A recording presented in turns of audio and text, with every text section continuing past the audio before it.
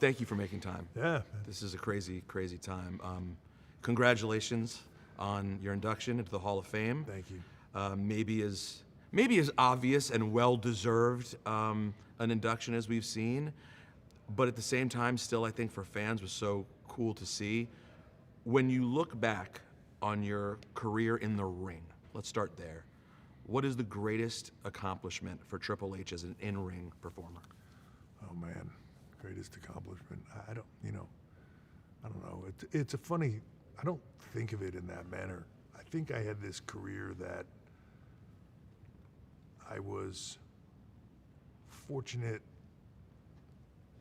First of all, you have to be driven, and you have to want, and you have to all those things, right? And you have to have a skill set and all that other stuff. But I was fortunate to be in a time where I was around some of the greatest people in the business. And I think about all the things that have gotten me where I am today. And they all sort of lead to this point, not just the career, right? So everybody that I had a chance to work with, everybody that I had a chance to rub up against, everybody that I had a chance to sit next to and learn from or sit under that learning tree from was an incredible experience, but also led me because I got to see all sides of it. If I was like to say, what does that part of my career mean to me? It's hard to really say. Just for me, I got to live a dream. Anything that happened past me signing with WCW, if you said to go back and tell 14-year-old me or 13-year-old me that that's going to happen, I'd say you're out of your mind, right? Even though that's what I was chasing, even though that's in my mind what you have to in this world, WWE, you have to feel like you're going to get there. You have to feel like you can do that. You have to have confidence in yourself of all those things, otherwise you'll never get there. So even though I could look at it and say I knew I would get there, I didn't, right? And it's mind-blowing to think that I did. There's a lot of things I'm proud of along the way, most of which don't have that much to do with me performing or me, my career actually. Like if I was to say like the evolution time frame of helping to get Randy and Dave, they did the work, but helping them get there, being part of that, being there to witness them go from, a young kid that all he could do was get in trouble, and Randy and a young guy that sort of seemingly by look had all the tools, but most people felt like, he's never going to make it. And to see them both become the massive stars and icons that they are in this business, to do that with Rick, who was my hero.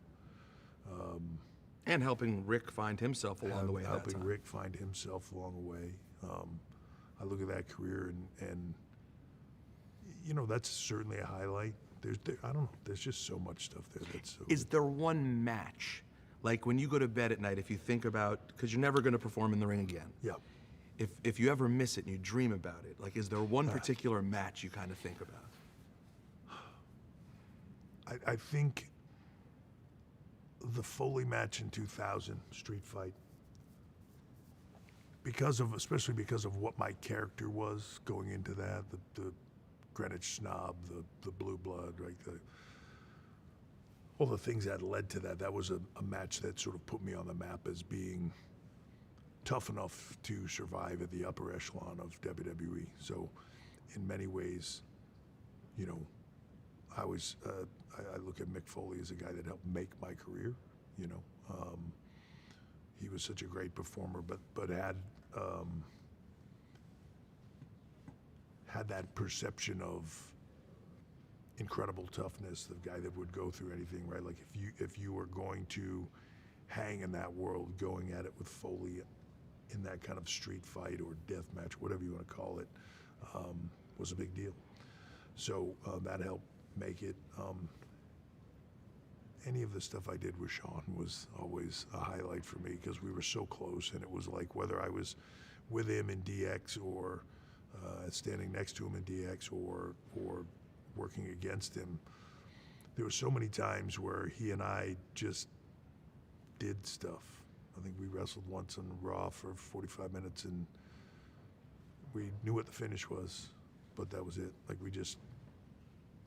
we laid out like that last maybe like minute, or just what the last final sequence was. Here's what we'll do. Okay, great. See you out there. And then we just went to the ring, and it was a different time and just fun, you know. End of an era match with Taker, with Shawn as the referee, for the three of us was legitimately like a moment in time of sort of the end result of that era, so to speak, at least for us anyways. And, you know, Shawn, my best friend, Taker, the guy I probably respect more than anybody in the business, period. For all of us to be in there together, what it meant, 4-year story to get there. You know, that moment, I say this all the time in interviews, I've heard Take say that moment at the top of the ramp, which was totally unscripted. We just did all that stuff live. But there's a moment at the top of that ramp where that's completely just, it's Mark Calloway, Paul Levesque, and, you know, Mike Hickenbottom standing at the top of that ramp. Nothing more, you know. You know, all the stuff I did with Steph, the moments with her, all of it. Even, you know, from then, it's funny as time went by, like, you know, doing all kinds of stuff with Seth and then eventually getting to work with him in a big way.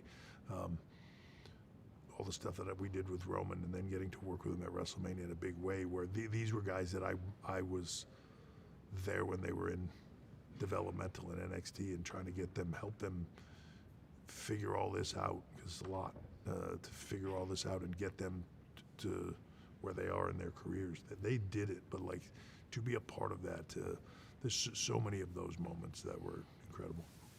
Which leads to my next question. What about the greatest moment as an executive for you? It hasn't happened yet. I learned a lot of things from Vince. Some of the things I learned from him, like, he would say but could never do. You know, like, you gotta take the small wins along the way and be happy with those. But, you know, he's the kind of guy that if you climbed Mount Everest, he'd be standing, hasn't even gone back down yet, as he's getting the last 10 steps in that half hour or whatever it takes, he's looking around, is there anything higher that I could climb? You know what I mean? Right. Never fully enjoyed it. I like to think I was a little bit better at sort of enjoying the moment, but then going to the next thing. So for me, as an executive, I never saw myself in particular roles of running things. I just, in a way, was like, very much like the guys that I learned from coming up, Pat Patterson. I just love the business, and I just wanted to contribute to it. So if guys were putting something together and I could help them come up with, you know, hey, what about this? What about that? If you can collaborate together, that's when the product is the best. So if I could help guys get there, if I could help talent become something more, if there was, you know, but yet I can still look at that stuff and say, you know, we were able to take what was sort of a developmental system, and it really wasn't producing much. And I don't mean that as a knock to the people that were in it. It just didn't have all the things that it needed to going in and saying, this is what I think we need to do to ensure the future of the business, and then being told, like, all right, sounds good, go do it. But having no knowledge how to do that, creating or you know, working with a lot of people to create NXT, the relationship with Full Sail, the Performance Center itself, building that all out. When I think about the future, and I'm even just sitting here looking at all these guys on the wall and these girls on the wall, it's like, I can remember Liv Morgan walking in first day, EO, but you know, and EO came from someplace else, but Tiffany Stratton, Cody as a young guy just coming up the ranks, you know, Montez and Dawkins having never stepped in the ring before, Charlotte having never stepped in the ring before, you know, all these people. LA Knight was in it back then, in the very beginning of it, and, you know, Bron Breakker, that's working with his dad, right? Like Chelsea Green, one of the tough enough people. Like, just, there's so many people there, so much came out of that, the ability for me at that time, even as I was doing that, to then sit in a different chair, as now it's my responsibility, but sitting next to Dusty, who's a learning tree in and of itself, but totally different because everybody has their own perspectives on this. None of it is right, none of it is wrong. You just have to pick the things that work for you and take those away and leave the things that don't. And everybody has their strong suits and their negatives. And I like to think, for the most part, I know what I'm pretty good at. I know what I'm not good at. And then I try to build people that have strengths and utilize them for those strengths. So it's all stuff like that. You know, it's this thing is such a big team and such a big wheel that just keeps on rolling. And to think that you were a part of it in some way, to think that I could not only have the opportunity to do the thing that I, like the form of entertainment that I grew up as a kid watching and thought was the coolest shit I'd ever seen, that I got to do that, and then on top of that, got to help shape it, create it, work with a bunch of people, and hopefully leave it better than I found it. Like, I think that's, at the end of the day, if you have a legacy for anything, I don't know that you can ask for it to be more than that. So speaking of you as a kid and coming up in this business, you truly were like an old school wrestler. You were on the road driving with the boys. In fact, you were often the one driving, I'm sure, and Yeah, notoriously most times. sober. You were the guy, and I didn't trust most of the people I was with to drive anywhere. as you shouldn't have. Yeah. Does it ever blow your mind to think of that guy who was driving your boys around in these rental cars as you're sitting now on the WWE jet, flying from place to place, being the boss of the whole thing? Do you ever really like stop and go, this is insane? Yeah, a lot. That's part of the process of, I think. So I just told a story a while ago, I think for the first time, I think they showed it somewhere, but Kowalski had taught me something. Sometimes you have to like fish the lessons out of shit, right? Kowalski taught me a lot of shit that I find myself saying and quoting today that I had no idea that he was actually teaching me something at the time. I just thought he was being a prick or whatever, right? But he taught me something. He was like, always, he said, this career goes by fast. Always take a moment to understand where you are and what you're doing and how significant it is. So that first time you step in Madison Square Garden, before you walk out, stop, take a breath, think about what you're doing, the holy shit of it. Then he would say, suck your stomach in, take another deep breath. That sucking your stomach in gets rid of nerves, his opinion, and then go out and do your thing. It's actually how the light in my entrance took place. I would always stop there on the stage, and then I don't remember who it was. Somebody came up with the idea of lighting me from underneath, and it would be this cool moment. But all I was doing there was walking out on stage, stopping, acknowledging what I was doing, and then moving forward. So many of those moments, like if you break it down, it's overwhelming, right? Like it's to say that, to say like, oh, I'm gonna go get on the company jet to fly to this place to go do this show. Sort of once we're on the ground, and I hate even thinking about it this way, but once we're on the ground, like I'm the final answer to these things that are happening. Not because, I don't know, I sometimes think, not because I think I have the best answer, but I got to get all the best answers and then pick which one we want to do. And that's a tough thing sometimes, right? It's a tough thing, but you sort of can't, I don't know, you sort of can't think about it in that way. You have to acknowledge it and you have to know it's there.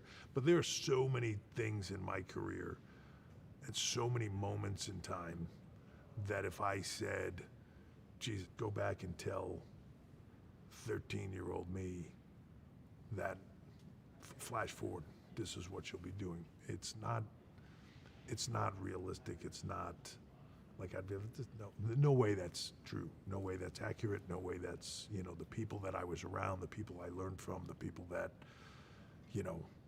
and that's every aspect of my life. I'm a kid from New Hampshire small town in New Hampshire that grew up a fan, said, I want to do this.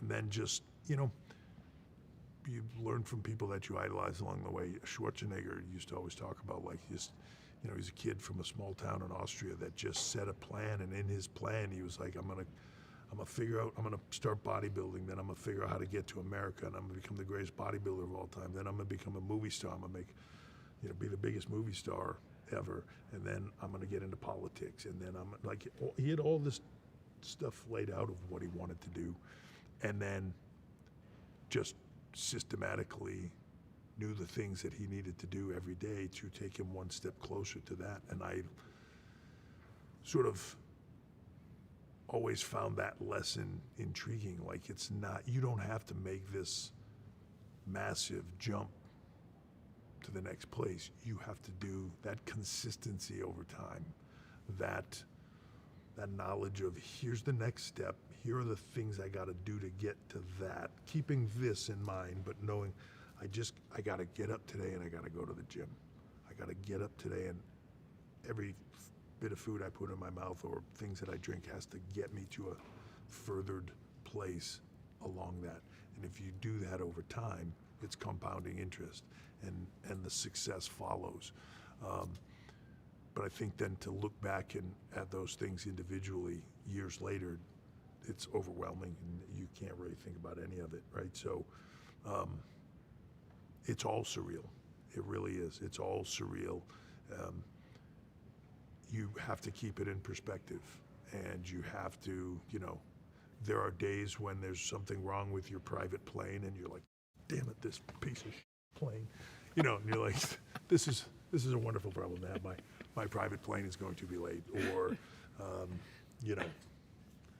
things that stress you out on a day-to-day basis. Road Dogg and I have a saying every now and then when shit gets overwhelming, and the day that, like, nothing seems to be going right, or you're pulling your hair out, or whatever it is that's terribly going on, where you're just losing your shit. And at some point, we'll look at each other and say, phony fighting in her underwear, man. That's exactly right. You know what I mean? We're not curing diseases. It's a privilege to get to do this. Yeah. And it's supposed to be fun. That's the biggest thing. If you could say to me, what's the one thing that I hope people took away from me working with them over all this time, is, like, have fun doing this, because it doesn't last long.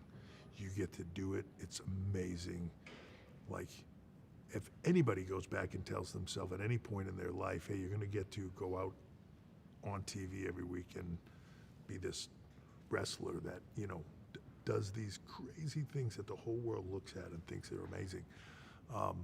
Yes, it's a serious business. Yes, you make a lot of money. Yes, there's a lot of pressure. Yes, there's all those things. But damn, how great is that, right? We get to do that every day. So it's not work, it's fun. And hopefully, through all the stress and everything else, that's what people take away from it when, hopefully, if they've worked with me, that's the stuff they get to take away from it. You think Killer Kowalski would have believed that the kid that he met would one day be, like, the most important mind in the wrestling business? Probably not, no. Shook some of it loose with a phone book to the back of the head every now and then. No, but at the same time, along the way, as you're doing these things, having that encouragement is incredible. It's why, like, I always am trying to encourage others in our business, like, hey, go back down to NXT and help these kids and get them up. And, like, this business is about everybody in it, right? So I feel like if you pursue this business where it's all about you, eventually that comes back at you. If you present it in other ways, where you're always elevating things that are around you, whether people see that or not, that pays off as well. Kowalski was, when I very first went there, right, like I call him up, I go to school, there's a bunch of kids in there that are, a couple people that maybe have a shot, but everybody else is tiny at a time in the business when, I think when I first went there, I was like 250, 260 and wondering if I was big enough. You know what I mean? But he took a look at me. I walked in, like, he came immediately, and knowing him afterwards, right? He didn't give a shit about anybody when they walked in the door. He sees me and comes over, who are you? Like I tell him, I talked to you on the phone. Oh, right, yeah. I'm like, he just threw me in the deep end. I want to learn how to do this. I'll just go in there and do it, right? Like, by the end of the first day, where I was like, I loved it, but he was sort of in a place of like, so this is what it costs, this is what it is, and I was like, so I don't have all that money right now, and he was like, don't worry about it. Pay me what you can, when you can, don't worry about it. You show up here every Tuesday, every Thursday, every Saturday, every Sunday. You, like, in that very first meeting, I'm not turning you into a huge star in this business. You have everything it's gonna take. Told me that day, which, as a kid going in to do this, right, like, it couldn't have been any more of an encouragement, and did exactly that. Never asked me, I'd always pay him, but never asked me for another payment. Never, when I paid him, it's almost like he was like, what is this? This the money, oh, right. When I was gonna have my first match, brought me one of his robes. Hey, I want you to have this. Like, you don't have a robe, right? No, I don't. I want you to wear that to the ring. That was mine. Like, would mean a lot to me, right? Like, would do things like, one time Perry Saturn was going to go to Japan. That we both got an offer to go to Japan. I was just having my first match, right? And Japan calls. They actually came, saw us.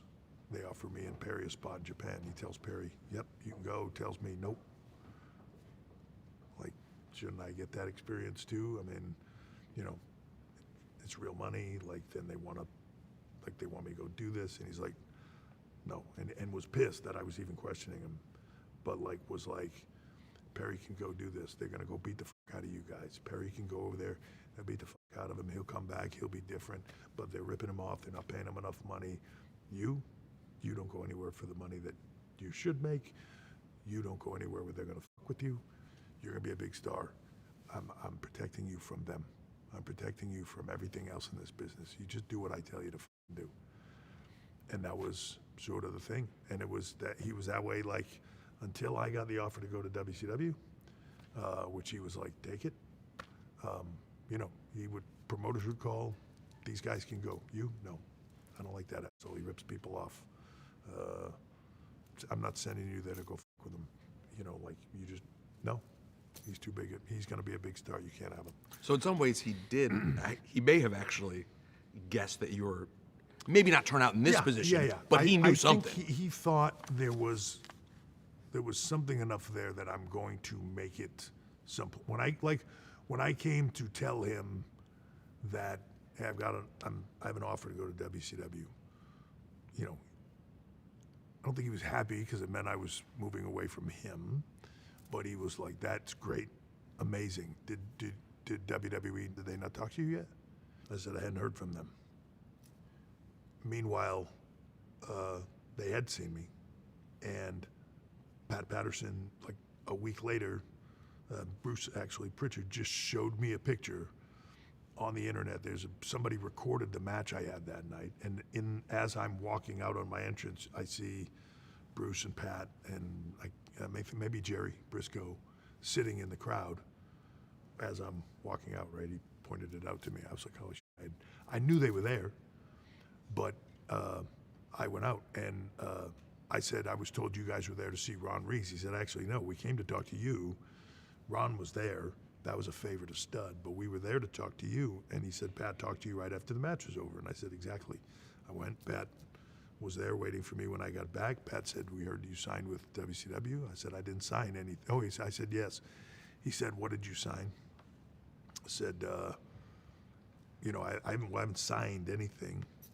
He said, "Oh, okay, well then you didn't do anything. Why don't you come work with us?" And I said, "Well, I agreed to go work there." And I've said, I gave him my word. I said, I'm not like and that's something else Walter told me. You tell somebody you're going to do something, that's what you do. You don't change it because somebody else comes along and offers you something more.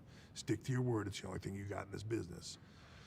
So, I told him, I said, look, I didn't know there was an interest level here. And he said, well, that's all right. Like, you'll go learn how to do some TV there. And I said, that's exactly what I thought in my mind. Like, I feel like I'll get eat up here. I can go there and learn how to do some TV. He said, how long did you sign for? I said, a year. He said, well, when you get to the end of the year, call us, and don't do anything until you call us. So it's exactly what happened. End of the year later, they were offering me something to stay, a pretty decent number to stay. I was going to team with Regal, do all the stuff, but everybody was telling me, get the out of here. Go up there, be a star.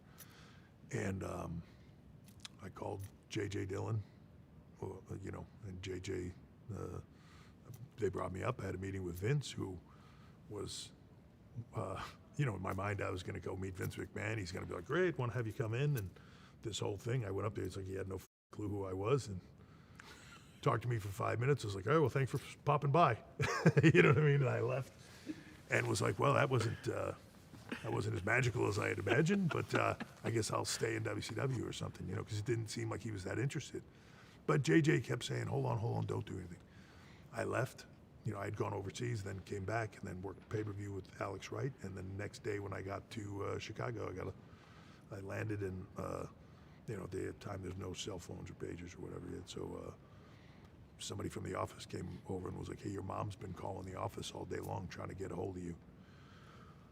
So I thought something was wrong. Got on a payphone, called her, and it was JJ had called my house like 10 times looking to get a hold of me. Vince was in Boca on vacation. He said, hang on, I'm going to put you on with Vince. Got on the phone with Vince. Vince said, I want you to come work for me.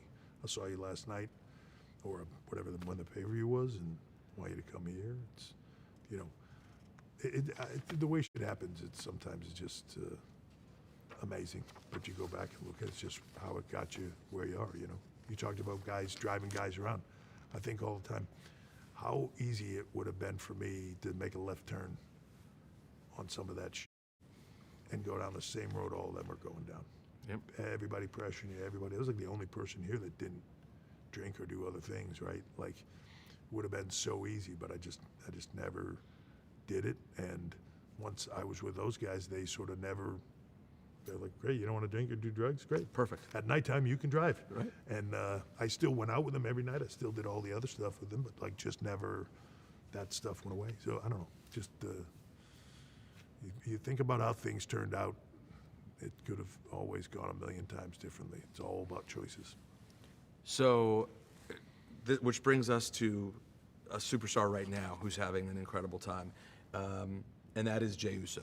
Yeah. This has been a really incredible thing to watch, and now Jey Uso has his World Heavyweight Championship opportunity at WrestleMania against Gunther. Why is this the right moment for Jey Uso to be in this spot? Because people made it happen. Sometimes things happen organically along the way that get you to where you want to be. And Jey, through the Bloodline saga, was sort of a linchpin in that storytelling, then goes off on his own. And, a lot of people question whether these guys, once they leave the Bloodline, once they leave Roman, once they leave Heyman, are they going to be anything more than a tag team that they already were? Or are they going to just be what they were, or are they going to succeed and be anything more? You give them the opportunity to do all those things. Jey, when he had the opportunity to do it, would click on these moments. And at the end of the day, a lot of times that's what our business is just about. It's about moments. A lot of people think, and there's a lot of criticism of this, right? That it's just the in-ring product. It's just this. It's just how technically good of a wrestler you are. Make me a list of the greatest performers in this business, and that list will be 2/3 people that were worse than the majority of the list of great workers that didn't get to the top. Mm-hmm.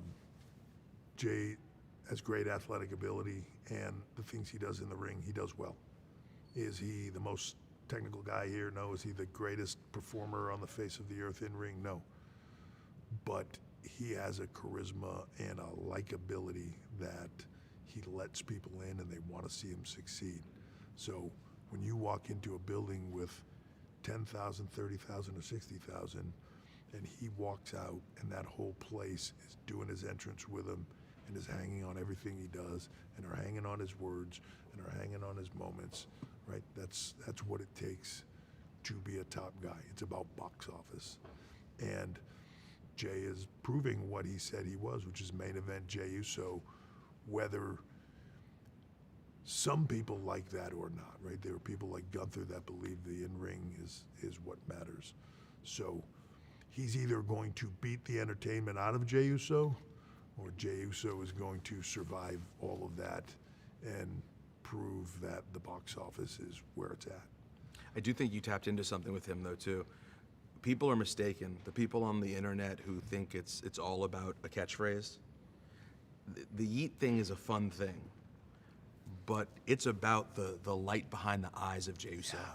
Like, it's the guy. It really is that. It's his emotion. It's his, when he's in that crowd doing his entrance, you can see he's not going through motions. He is in it with them. He's in it with that kid that's standing next to him, that's doing that with him. He's living for that moment, right? Like, win, lose, or draw at WrestleMania, that's his moment. That connection with that crowd will be his moment. And very few people have it. You can, I mean, again, go through some of the greatest in this business of all time. Very few people have a connection like that with a crowd. He just has it. And he's on his own able to show it. And at WrestleMania, we'll see if he can put his money where his mouth is. So a guaranteed it guy, and a guy who also received his own criticism about in-ring ability versus entertainment ability over the years is John Cena. Yeah. When the John Cena situation unfolded at Elimination Chamber, I was sitting up there with Big E and Joe Tess in the building watching. It was truly among the most shocking moments I've ever seen in this business. Were you able to process it and take it in as a fan, and what did it feel like to you when John Cena turned on Cody Rhodes? It's a weird thing for me. I try to be in two places consciously at the same time, because this business is a feel. You can't, there's no equation that tells you when to do this, when to do that, what the right thing is, what the wrong thing is, what the moment is. It's just a feel, right? Pat Patterson was the first one to say that to me. Well, actually, Kowalski said it to me in the very beginning. Just forget everything, just feel it, right? Pat would say to me all the time, this guy, he thinks too much. He thinks, that's all he does is think. It's not there, he doesn't get it. And Pat would say to me, all the guys here, how many guys you think feel this? Really feel it. Where the emotion, everything shuts off and the emotion comes in and they put out the emotion that is appropriate. And that's a small number. So in that moment when John turns, we kept that so quiet that on our side, 3 people on the exec team from the writing staff knew. That's it. Me and 2 others. Nobody else knew. Cena knew, obviously. Cena didn't even tell his wife. Cena didn't tell his manager. Cody knew. Cody told no one. Right? So, obviously Rock knew, and Travis sort of knew, but he was just going along. Being Travis. He was just being along for the ride, right? Yeah. And, doing exactly what they told him to do, which is at some point slap Cody, and he was slapping him whether Cena wanted it or not, because Cena didn't know about that part. But, so when we get to the end of the show, I have to tell everybody now, as we're coming into that last minute of Elimination Chamber or something, okay, there's aftermath on this. Everybody lay out. I'm directing traffic. I will call all of this. And Marty, here's how it's going to go. And I rattle off all this to Marty, kind of like shot for shot. And then it's fast because we're getting into the end of this match. And Marty's like, holy shit. I'm like, I will walk you through it. Because I'm still not saying on headset and then John's going to turn on Cody. I'm leaving out details. So when we get there, I'm trying to be a fan and just feel it. And as it comes in, then technically put it out to the truck of where we need to go and hopefully be just ahead of it where we can all get it down. So it's a tough, part of me wishes I could just go sit out there. Like, I'm envious of Dana when I see him sit in a fight and then the finish happens, a guy gets knocked out and Dana's losing his shit with everybody else, right? Like, Totally different. that surprise factor of, holy shit, what a moment that was. And I can get a feel for it, but I can't be out there. I can't be in that crowd. I can't feel that. I just have to mentally put myself out there and then sort of be in it. But it's a difficult process to produce and be a fan. But the only way to really truly give people what they want is to put yourself in those seats and be a fan and really sit back and just try to approach it from a fan. And then know where you're going, avoid the criticisms, right? And I don't mean not listen to the criticism, you have to because it helps guide the process, but at the same point in time, you have to hear the criticisms but know where it's going, right? And if you feel strongly about where it's going, right or wrong, then stay the course and hold tight. When everybody else is telling you, it's like being on a ship and everybody else is going, turn the ship. And you're like, no, we're staying straight, right? Like, because you feel like you have information they don't. And then you might hit an iceberg, but that's the decision you make. I'll say this, though, and I'm a little biased because I believe this is the greatest form of art and entertainment there is. The fact that you can't be in the crowd and you have to be backstage, that's why we get to have moments like what happened with John Cena that cannot happen anywhere else in entertainment. This is the only place something like that can happen. You know what the toughest part is, though, too, is that so you come up with an idea or everybody comes up with an idea, however it works, right? And you're like, holy that's amazing. People are going to lose their mind. But there's a month to go. So you can't tell anybody.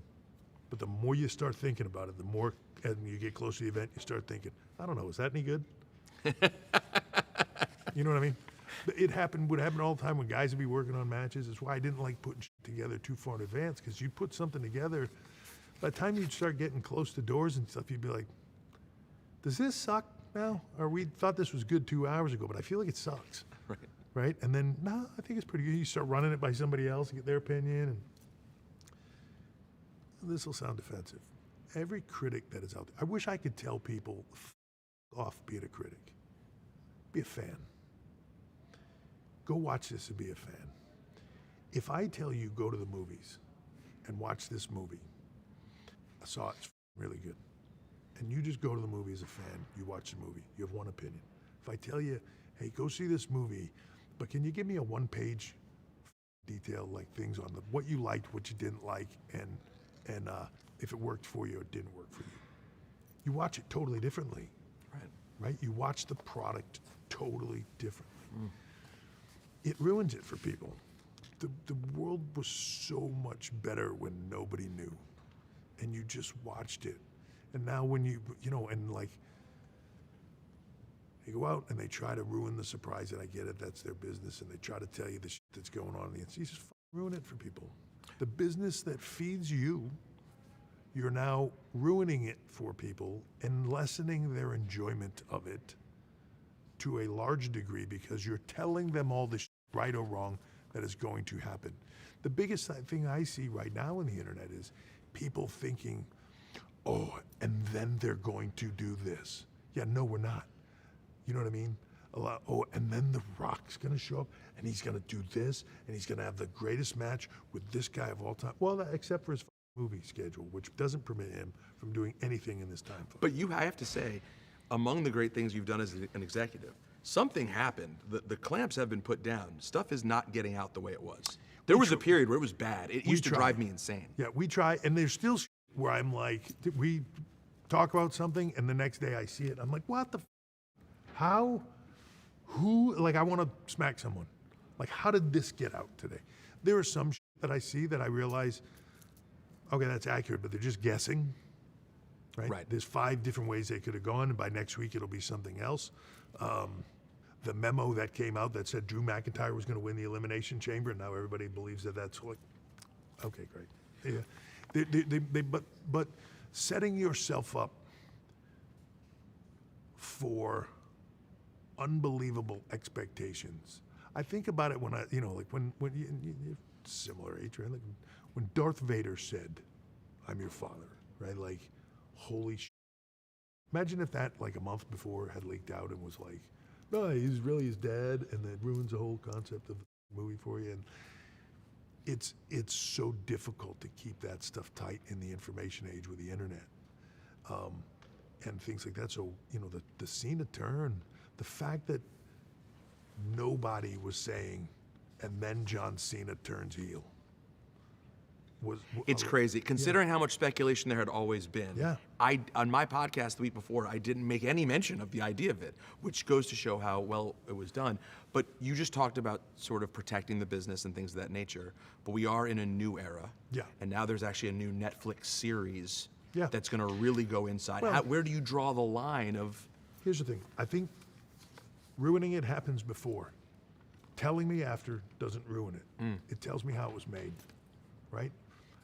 There needs to be some distance, right? I don't want to see the blooper reel playing. And we've had challenges with this, even here. There's some things that, they put an ad in the show, and I'm like, okay, take that ad out of the show. Like, you can't show me that in the show. Don't show me how the wires are. Right. You know Not what I the mean? second the show ends, not during the show. Not during the show, not the second it ends. You want to show me next week, next month? Go ahead. You want to show me a couple months down the line? Go ahead. I had no problem last year when all the machinations of WrestleMania happened, and then the documentary version was going to come out. And it was going to come out slightly after WrestleMania. No problem. But then it was all the alternative versions of what actually happened and what didn't happen. So it took a lot longer to come out than it really did. So truth is, when that comes out, now people will have the argument, is that really what happened? Or is that everybody's version of what happened, right? Like, they'll make up their own. So one thing about our business, it's all believably unbelievable. So they will make up their own bullshit versions of everything that happens, what's happening on a daily basis. A memo came out that said this, in the meeting, Triple H said that, or in this person said this is where they're going. They just make up their own shit. They make up their own shit after. When you tell them, it's like we used to say this back in the day, like, our business is set up where if you're a fan, there's no explanation needed. If you're not a fan, there's no explanation that will do, right? Like, you can't explain it to somebody that's not a fan. They have to watch it and go like, I like that. Because if you explain it to them, it just doesn't sit. So it's the challenge. I believe that we can tell them these things. It always makes me laugh in this current day and age that old timers will do podcasts where they're giving everything away from their generation of the business and saying how terrible it is that these kids don't kayfabe today. So let me get this straight. You're on a podcast telling everybody all the non-kayfabe stuff and then complaining that there's no kayfabe today. Genius. But I will say, everyone has different lines. One thing I always notice is, it even happened after the Chamber show, during the post show, The Rock has a certain way that he speaks, which is very matter of fact. And you have a way that you speak, which is not as matter of fact. You do, when the shows end, I notice you like to still kind of stay on the line of the show just ended. Yeah. Right? Whereas the Rock style is more to kind of like, he lets it all out of the bag. Everyone has a different sort of approach to how you handle this. I have to blend a line of every now and then I'm a sort of a character, but every now and then also I don't want to tell you what the reality of it, because I want to keep you in that guessing game of not sure where all this is going. At the same point in time, I'm the guy that's got to go out there and say the attendance was this and the gate was that, and we set a record for this, or we didn't for that, or whatever that is, right? So I have to give you the real, and then I have to give you somewhat of the storyline stuff. If you could choose, Yeah. do you wish that we still lived in more of a behind the curtain world? I like where it is. I do. I'm a believer that when you see what we do on TV, all the mind-blowing stuff that you see, moments that just, holy shit, right? John Cena turning heel. There's something just as fascinating, if not more so, of how that happened, how it came to be. I used to think this all the time. I'd walk in the arena sometimes, and because especially when I was coming to production meetings, I would get there early. And sometimes I'd walk in the building, they'd be just getting rolling on stuff. Everything would be on the floor, there'd be nothing rigged, all this stuff, right? It would look like a war zone, like shit everywhere, wires everywhere, people running around like chickens with their head cut off doing stuff. We'd go in this production meeting, I'd come out 2 hours later, all the shit would be up, look like a show. And I'd be like, man, this is crazy. Like there's oceans of wires and cables Right. nobody sees. There's all these things that happen that nobody sees. I'm not sure. Chris Angel is a friend of ours. Went to see his show one time, blew my mind, right? Like, spectacle. Wonderful. At the end, he was like, hey, you want to come and see all the stuff? And I was like, no, I don't, Chris. I don't, like, you blew my mind on some shit. I don't want to go downstairs and see, like, I'm sure it's cool, but I don't want to go see the shit that you just did and see how you did it. But he has a warehouse that I've been to where he has all his old stuff in there. And he showed me a lot of that. That to me is incredibly fascinating. I didn't want it to ruin what I'd just seen, but I love seeing all this behind the scenes of all this other stuff. I think that people sometimes when they look at just the surface of what we do, they can think it's kind of silly or it's childish or it's less than or all these things. They don't realize the work, how many people, whether the crew, the staff, the people that are on the road, the people that build the stuff, the people that are here that design the shirts, that do the things, all these people that do all this incredible work to pour their blood, sweat, and tears, their heart, their soul into creating this to entertain you for a moment. For that moment where you pop off your couch and go, holy shit, John Cena just punched him in the balls. You know what I mean? Like, and lose your mind.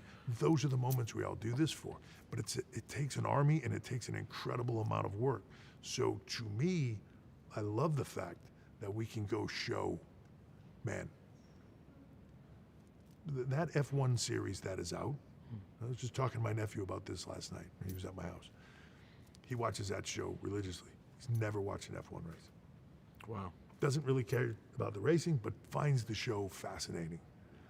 But I bet you there are millions of people that have watched that show and that turned them on to racing and now they're F1 fans. For sure. Oh, for sure. Because of what it takes to get there and so if you don't buy into the characters and their story, the real people and their story of what it took to get there, the trials, the tribulations, the stress, the moments, the things, all the shit that it took to put that show out, to make it happen. I can tell you WrestleMania is just around the corner. Since the beginning of January, people have been focused on WrestleMania, if not all year, but probably 90% of their day is spent on making WrestleMania week function. The amount of transportation, the talent, the logistics, the hotel rooms, the catering, all the things that go into it that you don't see any of it, is just as fascinating as the product itself. So I love where we're at. So let's talk about WrestleMania a little bit more, specifically the main event, the triple threat, CM Punk, Seth Rollins, Roman Reigns. There's so much that makes this match incredibly cool. Punk being in a main event, getting to see Seth and Roman together in a match. What excites you most about this match, and what is sort of one of the things that makes a triple threat particularly exciting when done well? So I think triple threats are good for the most part when there's something that they're chasing, right? Like a title, and you're sort of not sure who's going to win. They all can make a claim to being the guy that should be the champion, and that's your normal triple threat. Normally when there's nothing on the line, triple threats to me are a bit odd. This one was a gamble and was a very calculated gamble on the fact that you have three talent at the top of their game, arguably at the peak of their careers, that all have an interaction that is undeniable when you dig into it. And this WrestleMania build is slightly weird because there's an additional 2 weeks from Rumble to Mania that normally isn't there. And you had all these other shows, January 6th, Netflix premiere, all the weeks of Netflix that were after that, Saturday night's main event, right? You add in all these other things. So you sort of had to systematically roll things out in little bits and pieces. So it's a different build. Usually you just, here we go with that, boom, put your foot on the gas, and here we are. And usually 2 weeks out of WrestleMania, you're like, well, I feel like we're already there. And now you're trying to figure out how to do shit that's not redundant. Add 2 more weeks to that now. So we had to be judicious with how we do things. So some of this, are places where you can be like, huh, seems like this took off and then it leveled out and then it's going to take off again. That's a sort of strategic storytelling that in the moment of time you don't really see or get, and we'll see if it works. What's interesting about this triple threat to me is the fact that you have Seth Rollins and Roman Reigns, who arguably have more history than anybody in the company from the Shield. They came in the door together. Seth turning on Roman to begin his singles journey over time, like just all of it with those two. The history is 10, 15 years of it. You add Punk into that equation now. Here's a guy that they were sort of brought in to be with. That goes awry. Punk's really difficult to work with in that time frame. Not making any criticisms of that or not, but just factual, right? As is everybody else. But he leaves. A lot of people feel abandoned. A lot of people feel like that were close to him feel like he walked away from them. And the reasonings didn't make sense, and the arguments that were had between the two sort of severed ties that until he walked back in the door were never brought back together. You have moments in time where CM Punk leaves here, but his name echoes here. And people are saying it's the downfall and all this shit. And then you have guys like Seth Rollins and Roman Reigns that break their backs rebuilding this to a place where it is now bigger than it has ever been before, bigger than it was when Punk was here, bigger than the summer of Punk or whatever the deal was, right? Like, yeah, in their mind, we carried on without you even when you took a shit on us and left and all these things. And there's a lot of animosity there. Now he comes back, changed person. He's expecting everybody else to be changed and accepting, and they're not. You know, there's a lot of storyline here and there's a lot of shoot here of these three guys that have so much. They've got a 10 to 15 year history. And you can make the argument that, well, but you could have gotten a single with Seth and Roman. You could have got a single with the single here with Seth and Punk. You could have got the Roman and Punk, right? There's so much individual stuff there is, but there's also so much collective stuff that I believe you can get this collective stuff off the table. And then you haven't even nicked the surface yet of where this goes between the three guys one at a time, right? So sometimes when you get it to WrestleMania, people think, okay, but that should be the definitive end. So if you're telling me that story, I want to see this definitive end. Well, maybe we're just giving you the definitive beginning. Maybe we're just trying to figure out how to navigate this to get to WrestleMania to start a story that takes you to places that you haven't thought of yet. That is, I think, the difference in what we do. This will come across, and people will criticize the shit out of this. One thing that Kowalski said to me at the very beginning is, you work them, they don't work you. You tell them where it goes, they don't tell you where it goes, right? You listen to them, you adjust accordingly. You try to think where they will go emotionally, but at the end of the day, we work them. This is, to me, where it gets fun. This, to me, is where, and look, nobody's perfect, right? So at the end of the day, you start to do some things, and if it's not working, you go different directions, or whatever that is. You pivot, and maybe you don't. That's the new word in the internet is pivot. You gotta pivot. We don't like it. You have to pivot. No, we don't. Right. You don't know where it's going. There's no pivot.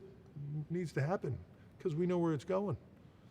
Do you think people were emboldened by the way they perceived the change of last year's main event? Yes. I think it's a funny thing. I think they've been emboldened over the years by things that they think that the perception is that they caused. When, again, we're working them. And they believe that, well, they did this and it didn't work, so they had to pivot to go here. That doesn't mean some people didn't not see where it was going to go, and they had to pivot. There were other people that thought, like, okay, if that's where we want to go, let me tell you what's going to happen. This is what's going to happen, and then we're going to do this, and it's going to get us to here, which will be even better anyways. So we'll do that, and we'll move, and we'll go here. If you see it ahead of time, it's not a pivot. It's a plan, right? There are plans on these things. Whether the plans can happen. This is one thing that also no one takes into effect in this business is you have to work on so many parameters. John is in the Sahara Desert making a movie right now, right? So, yeah, I'd love to do this on this day. I don't have him. I'd love to do this on this day, but Roman's not there that day. I'd love to do this on this day. Oof. Punk's already booked to go do this appearance in here and can't make that show, so he's got to do this. It's putting together a jigsaw puzzle at all times, right? Pivot is what we do on a minute-to-minute basis, depending on what is happening in the shows and depending on, there's always the classic pivot that we have to make when we have the show written and we're 2 hours from doors and medical comes out and goes, do you have a second? Like, that's the worst. When Larry walks out an hour, 2 hours before doors, and we see him coming with a doctor, and I'm like, oh, that's a pivot. This could be a real pivot. Here he comes. He's about to take a shit on the entire 3-hour show. And he does, and like, all right, let's all go meet in the back and start over, right? And you got to figure it out, and we're live in whatever, 3 hours, so it'll be great in 3 hours because it has no choice. John Cena, Cody Rhodes. The poster is a dream. It reminds me of the WrestleMania 3, the original WrestleMania 3 poster that is framed in my living room. Hogan and Andre. What does that match have to do to end up in the pantheon of great matches where it could be? Because on paper, it is special. Yeah. John and Cody, with John's character this way, with Cody where he is at this time, it makes you think Hogan Andre, Hogan Rock, Shawn Undertaker. What does this match have to do to sort of end up in that sort of class? It has to emotionally deliver moments that you maybe thought you would never see, right? So if you go back and you look at those moments from those matches that you said, some of them, I don't know how old I was at WrestleMania 3, but I wasn't that old. And if you said to me, like, hey, Hogan's wrestling Andre the Giant, what do you think's going to happen? I probably would have said, I bet Hogan slams him and drops a leg on him. And he had 1, 2, 3, right? Like, Andre's pretty old. Hogan's the golden goose. Sometimes predictable is good. Sometimes it's not. But you have to do things that create moments. That moment of Andre getting slammed by Hogan lives forever. If you would have said, like, what's the big moment from Rock and Hogan? If you would have said it's just the two of them standing in the middle of the ring doing this and looking back at each other, right? Like, those are the moments. There will be moments within this match that will be created, that will, we don't know what they are yet, but that for the next 10 years, 15 years, people will be talking about, dude, I was there the night when this happened between Cody and Cena, right? This stamps John's career. This stamps Cody's career, undeniably, to me. It puts them both in a level of, like, this is John now in the Hogan moment and Cody in the Rock moment, but in a different way, right? The hardest thing to build in this moment in time is a white meat babyface. Hardest thing in the world, because jaded wrestling fans don't want to like anything. And if you tell them this is the good guy, we're getting behind him and we think he is the golden goose, well, all of a sudden he's the corporate shill now, and it's horrible. Cody's the closest thing I've seen to a white meat babyface at that level that has sustained, right? John was that for a long time, then it faded, and then it was, and John's promo is truthful. And this is where our gets really interesting. As long as this is real, to some degree, this is John Cena. It's weird because John Cena plays character game John Cena, but like,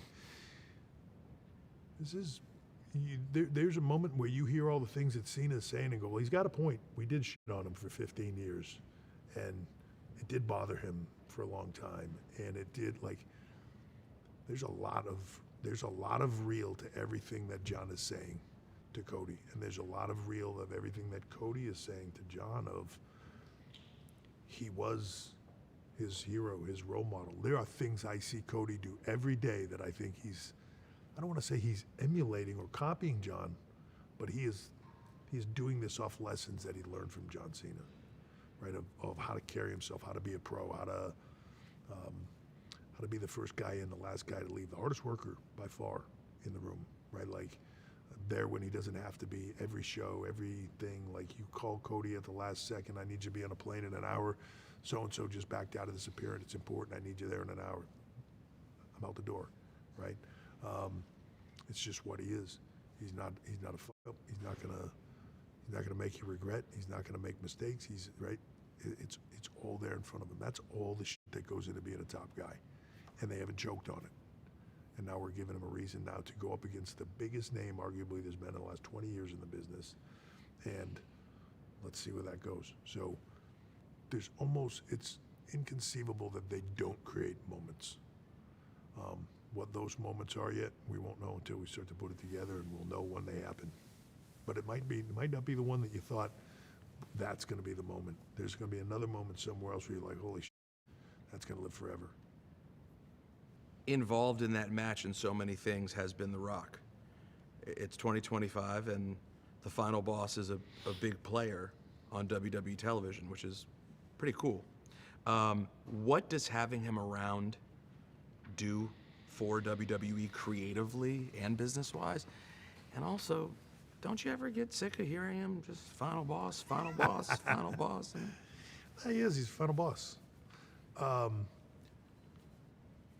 If you're writing this show, this show is your responsibility, and somebody says, hey, the biggest star in the world, probably one of the most recognizable people on the planet, the biggest star in Hollywood, wants to come and do this stuff and be involved in this. That's a pretty good thing, right? It brings so many eyeballs. It brings so much attention. And there's a factor with him that is, he will say disruptive all the time. It's unpredictable. If Rock shows up, you don't know what the fuck he's gonna do. You don't know if he's just gonna go out there and cut a promo that you're like, I don't know what he just said, but it's cool that he was here, but I'm confused now, right? But that's cool. Yeah. Or if he's going to get heavily involved and you're like, well, this just threw a monkey wrench in the whole thing. Or if he's like, you're unsure. That's a great place to be, right? And in these moments now where you start to have somebody like The Rock involved, And I'm not saying this from a cocky standpoint or anything else. Like, put it this way, if business was the shit, Rock wouldn't be making appearances for us, right? So when the business is hot, people want to be in it and want to be around it. And right now, we're fortunate and it's hot. It's our job to keep it there. Having it be that way brings The Rock. It brings Travis Scott. It brings Bad Bunny. It brings Jelly Roll. It brings Tony Hinchcliffe. It brings Andrew Schultz. It brings Tyrese Halliburton. It brings Jalen Brunson. It begins to bring all of these celebrities.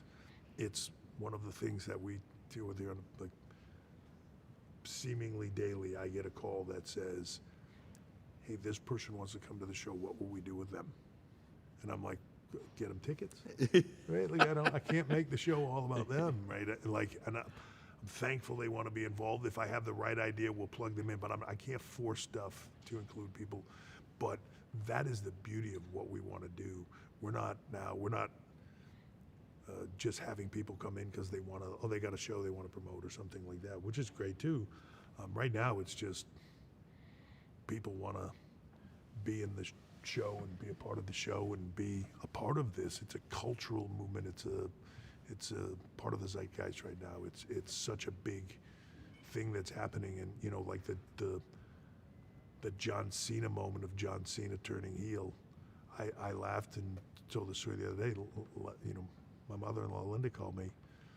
They had a State of the Union like that week.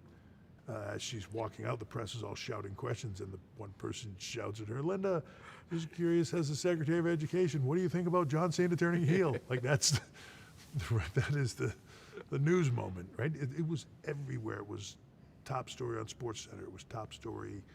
You know, Stephen A. was talking about it, right? Like Shannon Sharp, everybody in the world talking about it. When you're in that zone, it's a pretty good place to be, and everybody wants to be a part of it. So it's wonderful. It's a wonderful problem to have. So he can come and call himself final boss all day long. I love it. All right.